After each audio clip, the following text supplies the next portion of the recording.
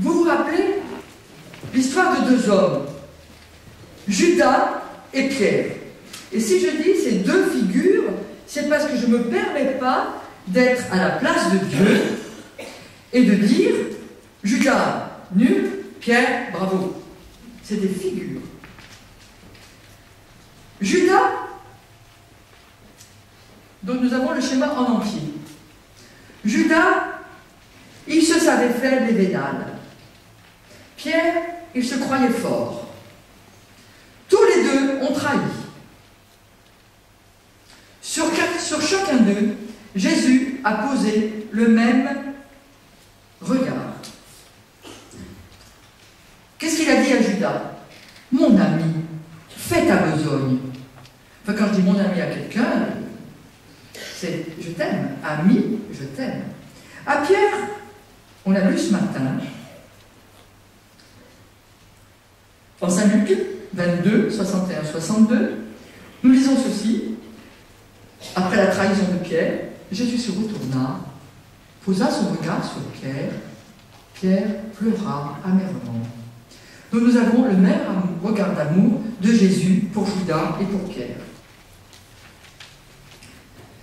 Qu'est-ce qui se passe? Du côté de Judas, dans un texte on nous dit que Judas alla se pendre, et dans un autre on nous dit qu'il disparaît. On ne sait pas où il est. Et du côté de Pierre, on a Pierre pleura.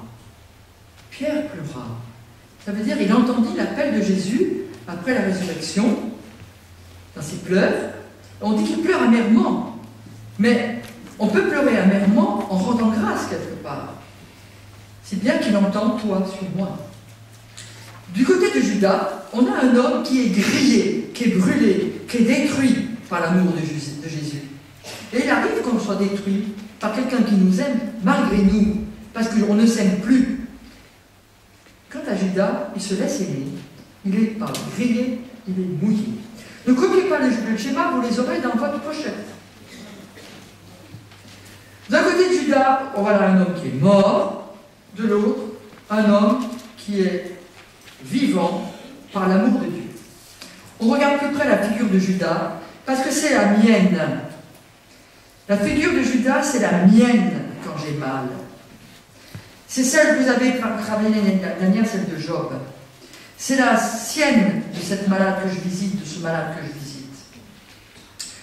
C'est aussi la mienne quand je suis déçu de mes fautes, où je dis je suis mauvais, je ne vaux rien, j'y arriverai jamais, je ne mérite même pas d'être aimé de Dieu. Vous l'entendez ça? Je ne mérite même pas d'être aimé de Dieu. Alors, ce schéma, il manque des flèches. On va partir de l'homme qui est en bas. Et vous allez imaginer que de l'homme, on va monter une flèche jusqu'à Dieu. Vous voyez? L'homme qui est en bas, vous allez faire une flèche qui monte jusqu'à Dieu.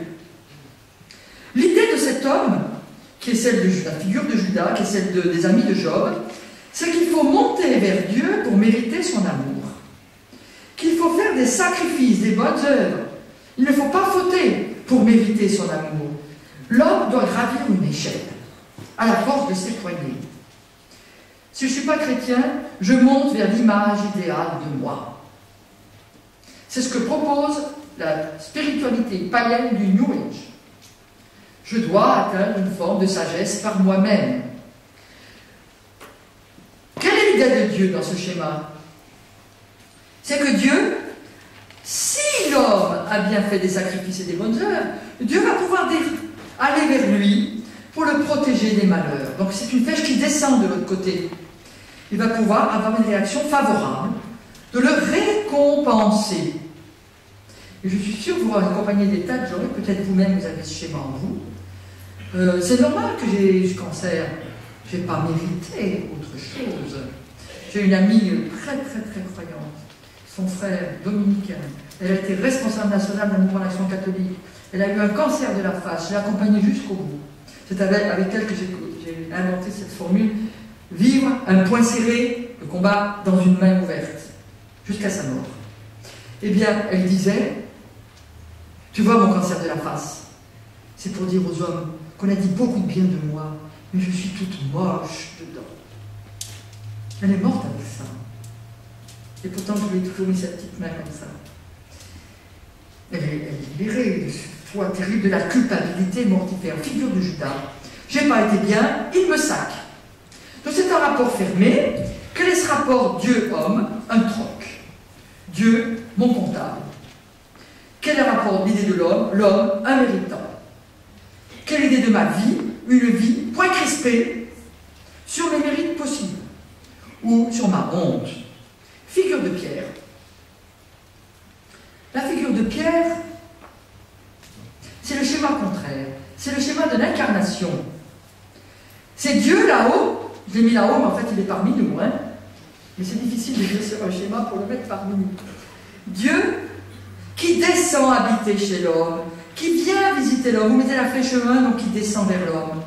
Quel qu'il soit, pour lui dire « Tu es aimé, quoi que tu aies fait. Je veux demeurer chez toi, dit-il à Zachée, Jésus. À la Samaritaine, allez, relève-toi, donne-moi à boire. À nous tous, il y a pour Dieu plus de joie pour un seul pécheur repentant, pour 98 justes. Je veux demeurer chez toi. L'homme, c'est celui, donc flèche de l'homme vers Dieu, c'est celui qui rend grâce. Et peut pleurer par action de grâce. Combien de fois nous pleurons d'émotion, de reconnaissance, d'amour de Dieu après un sacrement de réconciliation? Ce n'est pas des larmes de honte, puisqu'on vient d'être libéré. C'est des larmes d'action de grâce. Joie de Zachée, on nous dit, joie de la Samaritaine, larmes de repentir, retour de la femme, adultère chez elle, du paralytique qui retourne à la vie. Alors l'homme fort de cet amour, il a entendu une exigence et il va vers les frères parce que tu es aimé, tu peux te risquer à aimer et il va s'engager. Donc le rapport Dieu-homme, ce n'est pas un rapport marchand, c'est un rapport gratuit d'alliance dans l'échange. Et l'homme devient responsable et non coupable. Un responsable fragile, fort par sa fragilité donnée à Dieu.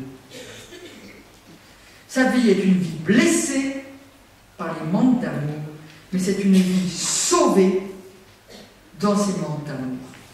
Alors il nous faut opter.